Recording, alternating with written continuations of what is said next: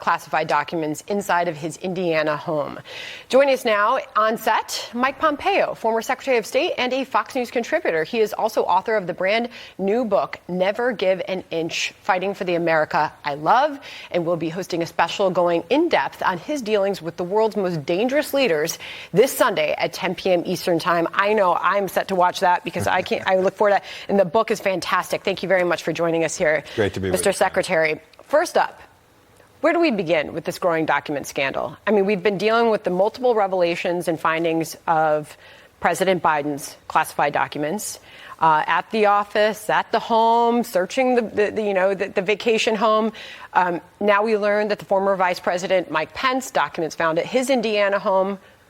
What are we to think about these our nation's secrets being found in our leaders' homes? So let's start at the beginning. Sure.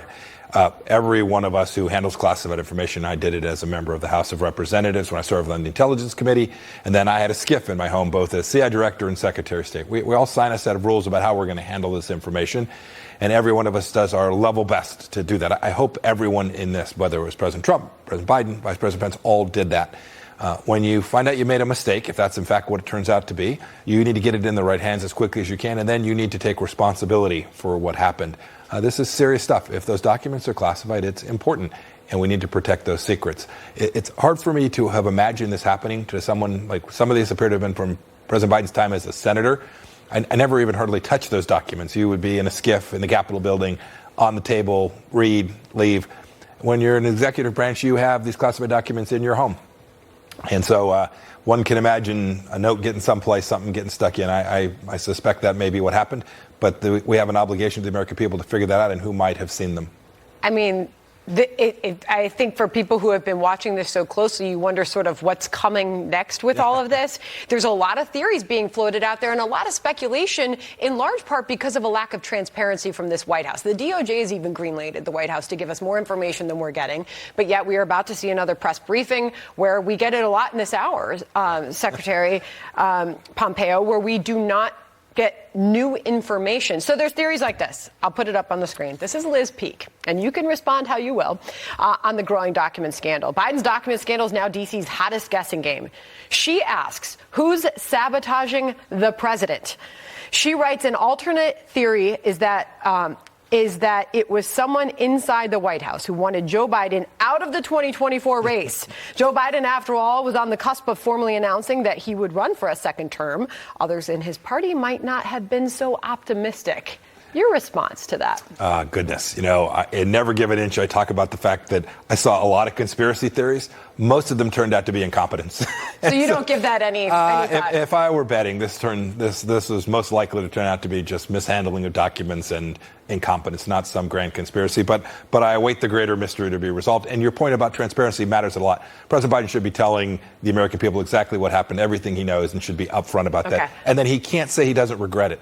If someone found classified documents on me in a way that I would regret that greatly. Because you're referencing the president's own words that he had no regrets. Real quickly, Senator Lindsey Graham just said this. He held a press conference a few minutes ago and said this on the scandal.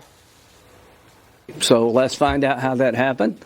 You got Trump, you got Pence, you got Biden. The only thing I think you'll find at my house is a bunch of Chick-fil-A bags on the floor.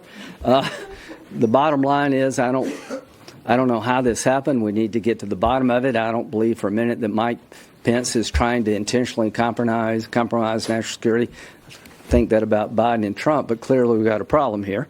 So hopefully when this is all said and done, maybe we're overclassifying things. That may be part of the problem. But count me in for getting this fixed. So to the point about overclassifying things, that's been brought up. But there's a process. And leaders in this country, whether you're vice president, senator, president, you know the process.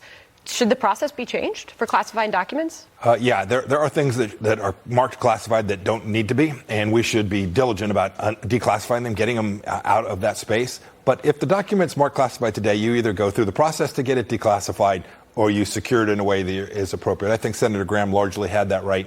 We need to get to the bottom of each of these instances of what appear to be classified documents in places they ought not to have been. Okay. Speaking of Lindsey Graham, he just said we need to be all in helping Ukraine. I want to ask you where we are in helping Ukraine in this fight against Russia. He said the Russian army is being decimated in many ways. The fight in the East is at a turning point. Where are we, and how much more should we be stepping in to help Ukraine? I think about it a little differently. We should be helping America. And helping America means a sovereign nation that is prepared to defend itself from an invasion and an attack where civilians are being killed by Vladimir Putin is in America's best interest for our economy, for our security. We should be doing everything the Ukrainians are asking us to do. They haven't asked us to send our soldiers. They haven't asked for the 82nd Airborne. They've simply said, provide us the stuff we need. And it is their lives that are at risk. And the Biden administration has been afraid to win. Right, they've been afraid to provide the Ukrainians with the tools they need to be successful. And this will end with a negotiated solution. We should get to that point as quickly as we can. And the quickest way to end this war is to provide the Ukrainians with the military assets, the intelligence that they need to actually push Vladimir Putin off the mark. Real quick final question on that. Do you believe we should be pressuring our NATO allies to step in more as well?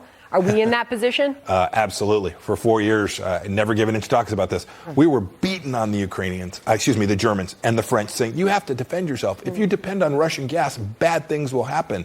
And we didn't predict this would be the way. But the Germans and the French primarily have not invested in their own security. They should be doing this. This is, in first instance, a European problem. It's their responsibility. It's also in America's interest, and we should do it for that reason and that reason alone. All right. Well, the book is out. Mike Pompeo, Never Give an Inch. Thank you very much for joining us here Sandra, on set. thank you, ma'am. And reacting to the breaking news. Appreciate it. Good to see you. All right.